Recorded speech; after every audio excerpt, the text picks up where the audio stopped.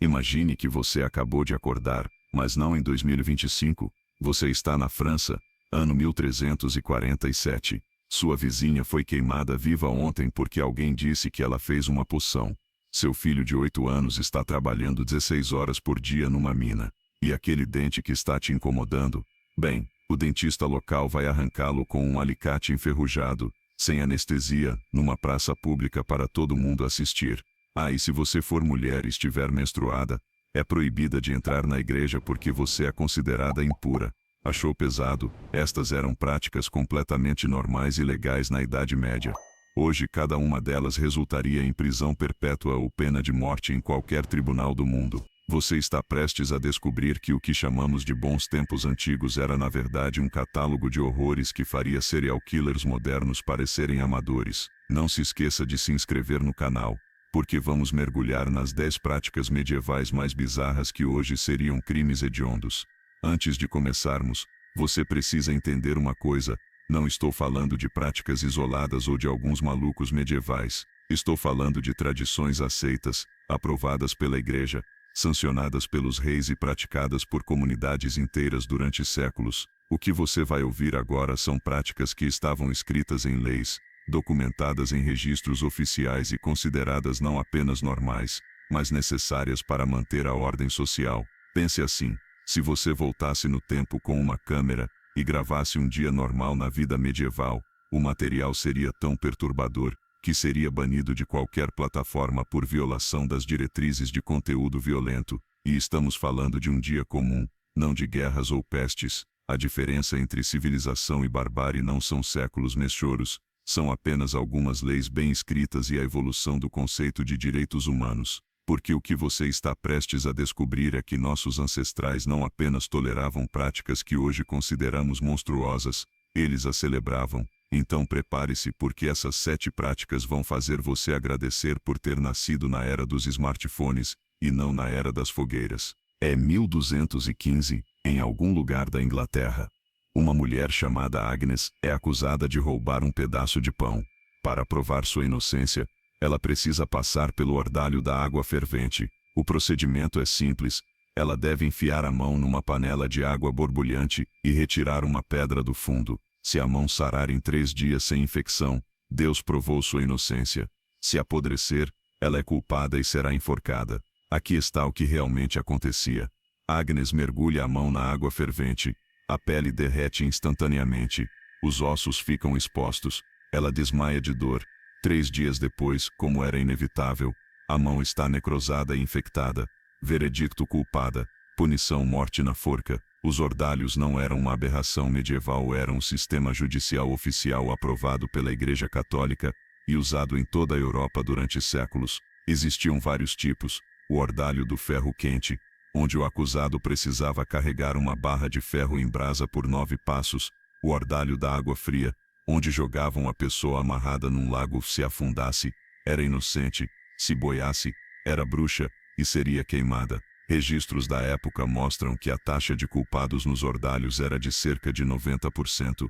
Isso porque era fisicamente impossível passar pelos testes sem ferimentos graves. O sistema estava deliberadamente planejado para encontrar pessoas culpadas, não para descobrir a verdade. O mais perturbador é que isso não era considerado tortura, era considerado justiça divina. Padres abençoavam a água fervente, nobres assistiam aos ordalhos como entretenimento. Documentos medievais descrevem essas sessões como santos julgamentos de Deus. Mas aqui está a parte que vai te chocar: algumas comunidades cobravam ingresso para assistir aos ordalhos. Era literalmente entretenimento pago ver pessoas sendo torturadas até a morte em nome da justiça.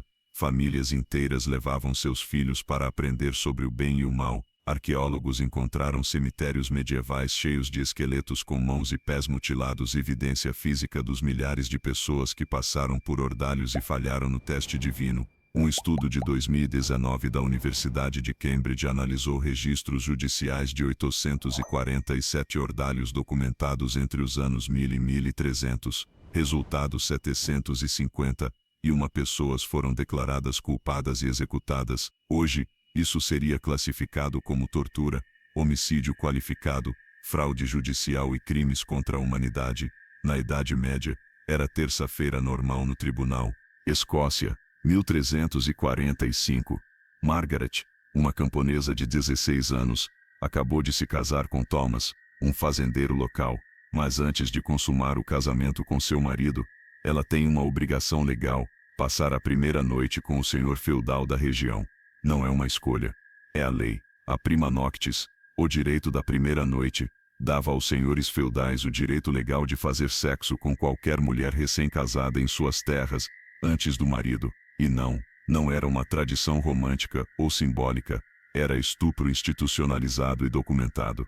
Registros legais escoceses do século XIV mostram que Lord Robert Bruce, não o rei famoso, mas um parente, exerceu a prima noctis com pelo menos 47 mulheres recém-casadas em seus domínios entre 1350 e 1360. O documento lista os nomes das mulheres, as datas e até mesmo compensações pagas aos maridos, geralmente um porco ou algumas moedas. Aqui está como funcionava na prática. Quando um casal de servos queria se casar, precisavam pedir permissão ao senhor feudal. Se ele concedesse, o casamento poderia acontecer, mas com uma condição: a noiva deveria se apresentar ao castelo na noite do casamento. Guardas iriam buscá-la se ela não aparecesse voluntariamente. O que acontecia no castelo era sempre a mesma coisa: o senhor feudal estuprava a mulher. Se ela engravidasse, a criança seria propriedade do senhor.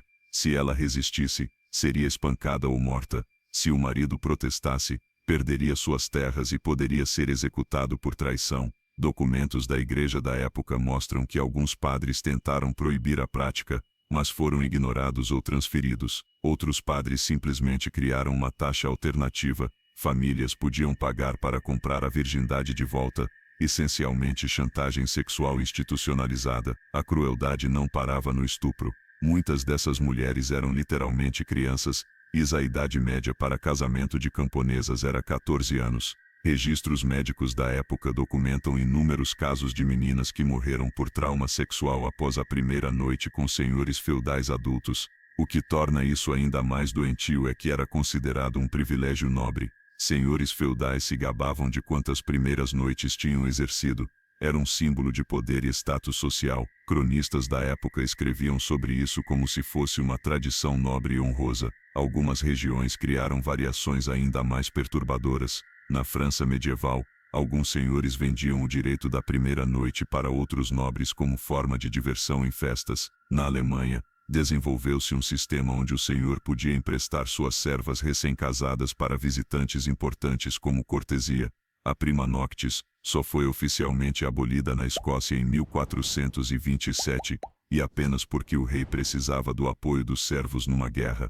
Mas registros não oficiais sugerem que a prática continuou em áreas rurais remotas até pelo menos o século XVI. Hoje, isso seria classificado como estupro, abuso sexual infantil, coerção, extorsão e escravidão sexual. Na Idade Média, estava escrito na lei como direito feudal legítimo. Londres, 1349. William tem 6 anos e já trabalha 14 horas por dia numa mina de carvão. Seus dedos pequenos são perfeitos para limpar equipamentos em espaços apertados. Quando ele não consegue mais carregar os baldes de carvão porque suas costelas estão quebradas de uma queda, simplesmente o substituem por outra criança. William morre de exaustão 3 meses depois. Ninguém registra sua morte. Crianças não eram consideradas pessoas, eram ferramentas. O trabalho infantil medieval não era crianças ajudando os pais na fazenda. Era escravidão sistemática de seres humanos que não tinham completado nem uma década de vida.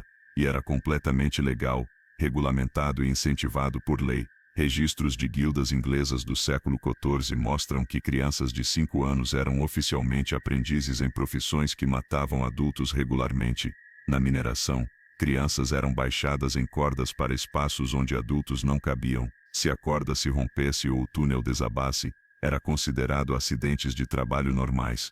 As estatísticas são aterrorizantes. Documentos de impostos medievais listam crianças trabalhadoras como bens móveis, na mesma categoria que gado e ferramentas. Um inventário de 1352 de uma mina em Cornwall lista 47 crianças trabalhadoras, idade entre 4 e 12 anos, ao lado de 23 cavalos e 506 picaretas. Aqui está o que realmente acontecia. Crianças de 4 anos eram vendidas ou alugadas por seus pais para trabalhar em condições que fariam campos de concentração parecerem humanos. Na indústria têxtil, crianças trabalhavam 16 horas por dia em ambientes sem ventilação, inalando fibras tóxicas que destruíam seus pulmões em meses. Mas a mineração era o pior. Crianças eram usadas como canários humanos mandadas para túneis suspeitos para testar se havia gases venenosos. Se a criança desmaiasse ou morresse, sabiam que o túnel era perigoso. Se ela sobrevivesse, o trabalho podia continuar. Registros médicos medievais documentam uma condição chamada doença dos pequenos mineiros milos, de formações esqueléticas causadas por carregar peso excessivo durante o crescimento. Esqueletos escavados de cemitérios medievais mostram crianças com espinhas curvadas em ângulos impossíveis, ossos quebrados que nunca sararam corretamente e sinais de malnutrição extrema. O sistema tinha uma lógica econômica perversa. Crianças comiam menos, ocupavam menos espaço, podiam trabalhar em locais apertados e, se morressem, eram facilmente substituíveis. Documentos de contratos medievais mostram taxas de reposição, quanto custava substituir uma criança morta por uma nova. A igreja não apenas permitia isso, ela participava ativamente. Mosteiros medievais operavam algumas das piores operações de trabalho infantil da Europa. Crianças doadas por famílias pobres, essencialmente vendidas, trabalhavam em condições brutais em fazendas e oficinas monásticas. Uma crônica de 1336 do mosteiro de Saint Albans descreve como 200 crianças entre 5 e 10 anos trabalhavam 18 horas por dia produzindo manuscritos. As que adormeciam no trabalho eram chicoteadas. As que ficavam doentes eram deixadas para morrer porque Deus as estava chamando. O mais perturbador é que isso era considerado educação. Pais pagavam para que seus filhos aprendessem uma profissão em condições que matavam 60% das crianças antes dos 12 anos.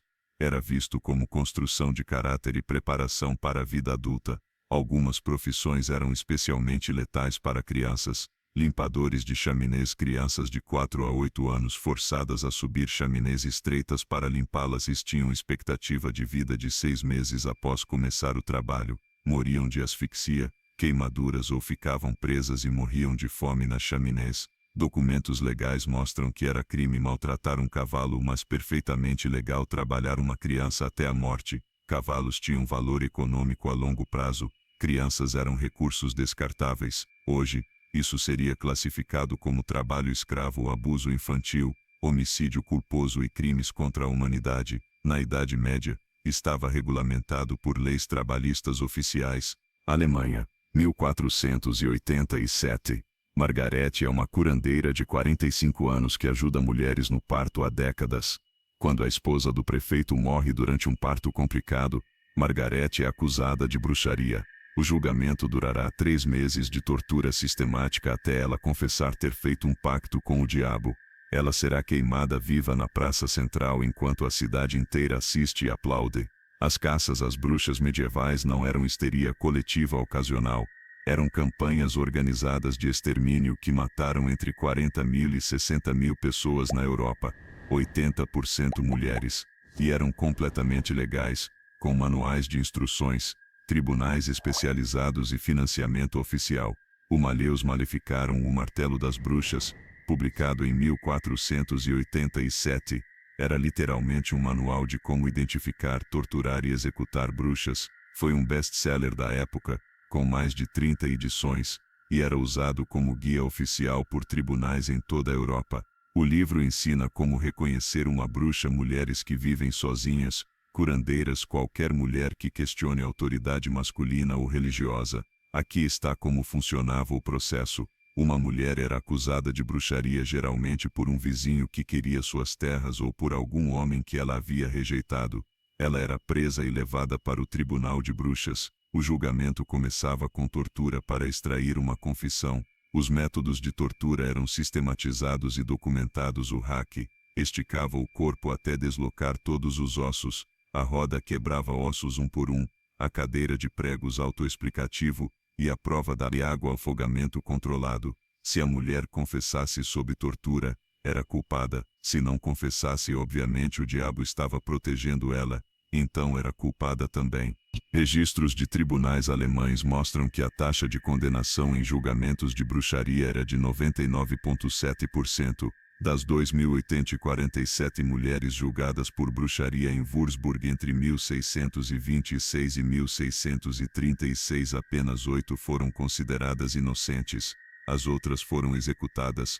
Mas aqui está a parte mais doentia: isso era um negócio lucrativo. Famílias das bruxas tinham que pagar pelas torturas, pelo julgamento e pela execução. Se não pudessem pagar, suas propriedades eram confiscadas. Registros contábeis de Bamberg mostram que os tribunais de bruxas geraram o equivalente a 12 milhões de euros em valores atuais apenas em 1626. O perfil das vítimas revela o verdadeiro motivo: 60% eram viúvas com propriedades, 25% eram curandeiras que competiam com médicos homens, 10% eram mulheres que haviam questionado autoridades locais, apenas 5% se encaixavam no estereótipo da bruxa malvada. As execuções eram eventos públicos obrigatórios, famílias inteiras eram forçadas a assistir, crianças eram trazidas para aprender sobre o mal. Registros de uma execução em massa em 1629 descrevem como 900 pessoas foram queimadas vivas em uma única cerimônia que durou 3 dias. A Igreja Católica e as igrejas protestantes competiam para ver quem matava mais bruxas. Documentos papais incentivavam a caça às bruxas como guerra santa contra Satanás. Lutero escreveu que não deveríamos ter nenhuma compaixão por bruxas, eu mesmo as queimaria. O processo também era planejado para se auto-perpetuar. Sob tortura, as vítimas eram forçadas a nomear outras bruxas. Uma única acusação podia gerar dezenas de outras acusações. Em algumas cidades alemãs, comunidades inteiras de mulheres foram exterminadas. As execuções eram especialmente cruéis. Mulheres eram queimadas vivas lentamente, a lenha era molhada para fazer o fogo durar mais. Algumas eram estranguladas primeiro por misericórdia, mas apenas se suas famílias pagassem extra. Registros médicos da época descrevem que o processo de queima podia durar até 45 minutos. Crianças não estavam seguras. A mais nova bruxa executada documentada tinha 7 anos. Ela foi queimada em Würzburg em 1628 após confessar ter voado numa vassoura. Registros mostram que ela foi torturada por 6 dias antes da execução.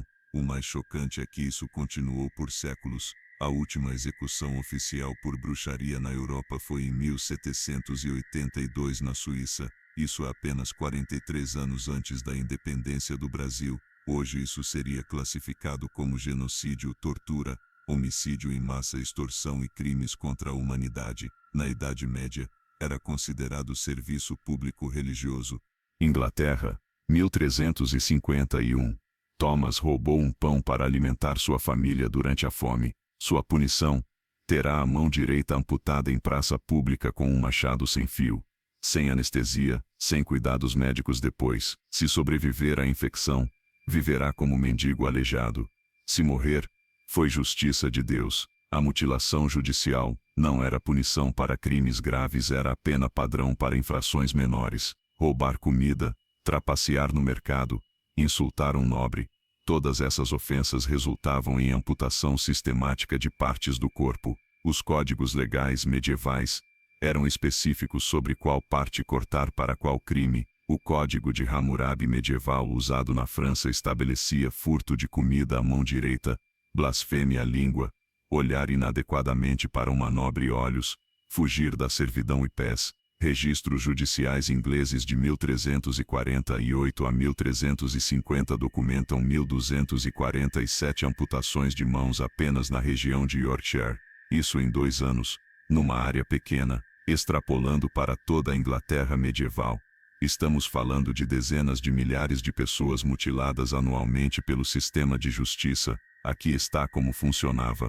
O condenado era levado para a praça central da cidade. Um algoz, geralmente o açougueiro local, usava um machado de carniceiro para cortar a parte do corpo designada. A multidão era obrigada a assistir como lição moral. Crianças eram trazidas especificamente para ver as consequências do crime. O processo era deliberadamente brutal e público. Não havia tentativa de minimizar dor ou prevenir infecção. O objetivo era causar máximo sofrimento como deterrente.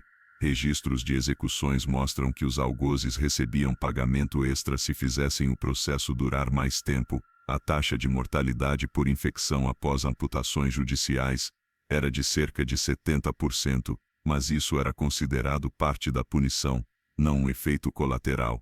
Se você morresse de gangrena, era porque Deus quis que você morresse. Se sobrevivesse, tinha aprendido a lição. Documentos médicos da época mostram que métodos para prevenir infecção existiam: cautirização com ferro quente, certas ervas antissépticas, mas eram deliberadamente não usados em punições judiciais.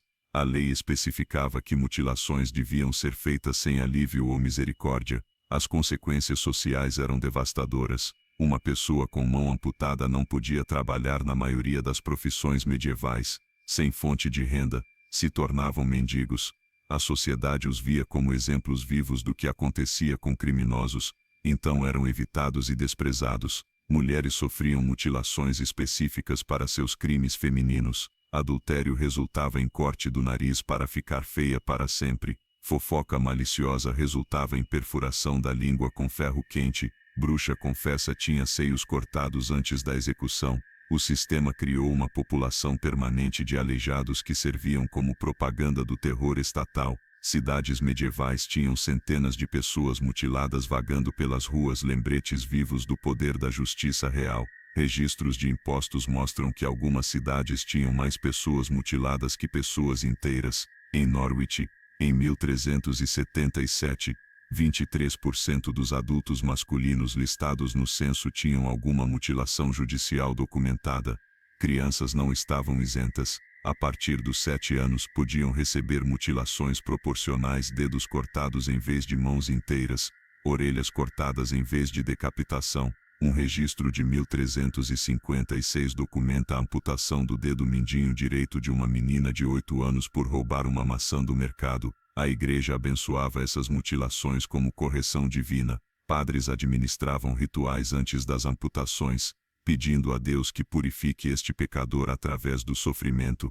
Algumas execuções de mutilação aconteciam em frente a igrejas em dias santos. O mais perturbador é que ferramentas especializadas foram desenvolvidas para diferentes mutilações: machados especiais para mãos, alicates gigantes para dedos, lâminas curvas para narizes e orelhas. Esses instrumentos eram abençoados pela igreja e guardados em locais sagrados quando não estavam sendo usados. Hoje, isso seria classificado como tortura, mutilação, punição cruel e incomum, e crimes contra a humanidade. Na Idade Média, era o sistema judicial padrão aprovado por reis e papas. França, 1372. Pierre é um camponês que quer construir um moinho para moer grãos para sua comunidade. Mas existe um problema por lei: apenas o senhor feudal pode possuir moinhos. Pierre deve pagar 60% de toda a sua produção de grãos para usar o moinho do senhor. Se ele construir seu próprio moinho, será executado por roubo de privilégios nobres. O droit de senhor econômico era um sistema legalizado de extorsão que dava aos nobres monopólio absoluto sobre serviços essenciais à sobrevivência. Não era apenas sobre moinhos, era sobre tudo que as pessoas precisavam para viver. Documentos legais franceses do século XIV listam os direitos exclusivos dos senhores feudais. Apenas eles podiam possuir fornos para assar pão, prensas para fazer vinho, moinhos para moer grãos, e até mesmo touros para reprodução animal. Camponeses eram forçados a usar esses serviços e pagar taxas extorsivas. Aqui está como o sistema funcionava: se você quisesse assar pão, tinha que usar o forno do senhor feudal e pagar 1/4 do pão como taxa. Se quisesse moer grãos, tinha que usar o moinho dele e pagar 1/3 da farinha. Se sua vaca precisasse cruzar, tinha que pagar para usar o touro dele. Registros de impostos mostram que essas taxas representavam 70% a 80% da produção anual de uma família camponesa. Essencialmente, os camponeses trabalhavam o ano inteiro e ficavam com apenas 20% e 30% do que produziam. O resto ia para o senhor feudal como pagamento por serviços que eles eram forçados a usar. A punição por tentar contornar o sistema era a morte. Documentos judiciais de 1378 descrevem a execução de 12 camponeses que tentaram construir um forno comunitário para assar pão. Eles foram enforcados na praça central, e seus corpos ficaram pendurados por semanas como aviso. O sistema era planejado para manter dependência perpétua. Se um camponês tentasse economizar dinheiro fazendo pão em casa sem forno, o pão sairia cru e podre. Se tentasse moer grãos com pedras caseiras, a farinha seria grossa e cheia de detritos. Se sua vaca não cruzasse com o touro oficial, não teria leite para sua família. Registros de uma propriedade feudal em Borgonha mostram como isso funcionava na prática. 87 famílias camponesas usaram um moinho do senhor em 1381. Pagaram coletivamente 2.340 bushels de grãos como taxa fosse eficiente para alimentar 400 famílias por um ano inteiro. O senhor feudal ficou mais rico que o rei da região apenas com taxas de moinho. Mas o mais cruel era o sistema de manutenção forçada. Se o moinho, forno ou prensa quebrava, os camponeses eram obrigados a pagar pelos reparos, mesmo que a quebra fosse por negligência do senhor. Documentos de 1385 mostram camponeses pagando para consertar um moinho que havia quebrado porque o senhor feudal havia usado equipamentos ruins por ganância. A igreja participava ativamente desse sistema. Mosteiros operavam alguns dos esquemas mais extorsivos da Europa. O mosteiro de Cluny cobrava taxas tão altas que camponeses locais viviam em fome perpétua. Uma crônica de 1390 descreve como monges comiam banquetes enquanto famílias camponesas morriam de desnutrição a poucos metros de distância. Algumas regiões desenvolveram taxas ainda mais bizarras. Na Alemanha medieval, camponeses pagavam taxa para usar estradas, pontes, poços e até mesmo para coletar lenha em florestas. Na Itália, existia taxa para usar o ar. Literalmente cobravam de artesãos que precisavam de ventilação em suas oficinas. O sistema criou uma economia feudal, onde toda a riqueza fluía para cima, para os nobres, enquanto 90% da população vivia em pobreza absoluta. Registros econômicos mostram que a diferença de riqueza entre nobres e camponeses medievais era maior que a diferença entre bilionários e pessoas em situação de rua hoje. Hoje, isso seria classificado como extorsão, formação de cartel, monopólio ilegal e crimes econômicos. Na Idade Média, era o sistema econômico legal aprovado por reis e papas. Paris, 1348. Maria está com dor de cabeça. O médico da cidade diagnostica excesso de sangue malévolo e prescreve o tratamento padrão sangria. Eles cortam suas veias e drenam 2 litros de sangue enquanto ela está consciente. Quando ela desmaia por perda de sangue, decidem que o tratamento está funcionando e marcam mais sessões. Marie morre uma semana depois de anemia severa.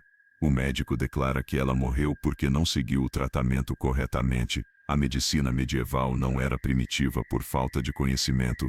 Era deliberadamente brutal, baseada em teorias pseudocientíficas que matavam mais pacientes que as doenças originais, e era regulamentada por universidades e aprovada pela Igreja como ciência divina. A teoria médica dominante eram os 4 humores: sangue, fleuma, bile amarela e bile preta. Qualquer doença era causada por desequilíbrio humoral que precisava ser corrigido através de métodos que hoje reconhecemos como tortura sistemática. Registros médicos da Universidade de Montpellier, a mais prestigiosa escola médica da Europa medieval, mostram os tratamentos padrão: sangria, drenar sangue até o paciente desmaiar, purga, induzir vômito e diarreia até desidratação, trepanação, perfurar crânios de pessoas vivas, e cauterização, queimar carne com ferro quente. Aqui está o que realmente acontecia num tratamento médico medieval.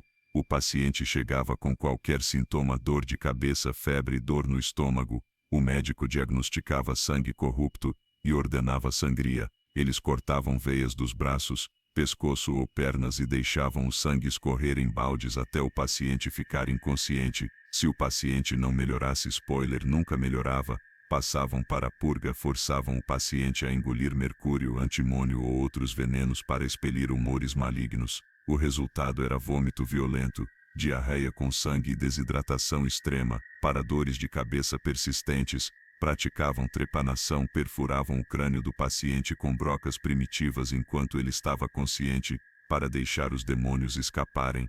Registros de St. Bartholomew's Hospital em Londres mostram 307 trepanações realizadas em 1347, taxa de sobrevivência 3%. O mais macabro é que esses tratamentos eram caros e prestigiosos. Apenas nobres podiam pagar por médicos universitários. camponeses que morriam de doenças simples eram na verdade mais sortudos que nobres que podiam pagar para serem torturados até a morte por profissionais. Documentos médicos descrevem procedimentos que fariam serial killers recuar. Para a histeria feminina, médicos inseriam ferros quentes na vagina de pacientes. Para a melancolia, queimavam a pele dos pacientes com ácidos. Para a loucura, perfuravam os ouvidos com agulhas para drenar pensamentos malignos. A Universidade de Bolonha mantinha registros detalhados de sucessos médicos.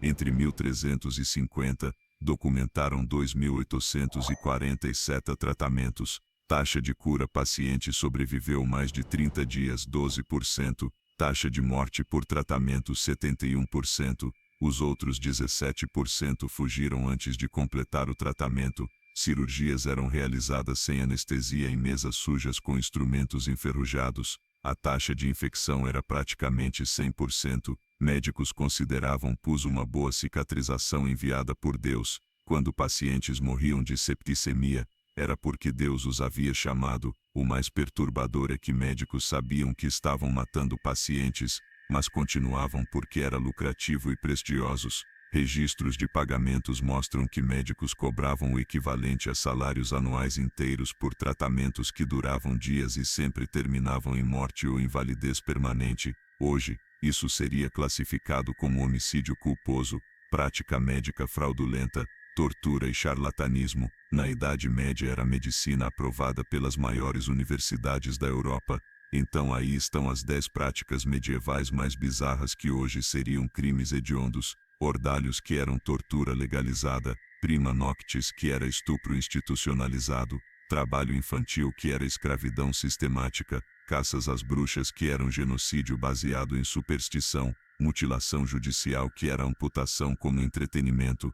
Extorsão feudal, que era monopólio da sobrevivência. Medicina, que era tortura disfarçada de tratamento. Combate judicial, que era assassinato legalizado. Bordéis municipais, que eram escravidão sexual oficial. E punição coletiva, que era extermínio em massa. A próxima vez que alguém falar sobre os bons tempos antigos ou românticos sobre a Idade Média, lembre-se, estamos falando de uma época onde torturar crianças até a morte era trabalho, onde estuprar mulheres era direito legal, e onde queimar pessoas vivas era entretenimento familiar aos domingos. Cada uma dessas práticas era completamente legal, socialmente aceita e aprovada pelas maiores autoridades da época. Não eram aberrações, eram a norma. Então, da próxima vez que você reclamar de alguma coisa na vida moderna, lembre-se, pelo menos você não precisa se preocupar em ser queimado vivo por ter uma opinião diferente. Se este vídeo te fez valorizar o século XXI, compartilhe com alguém que precisa dessa perspectiva histórica,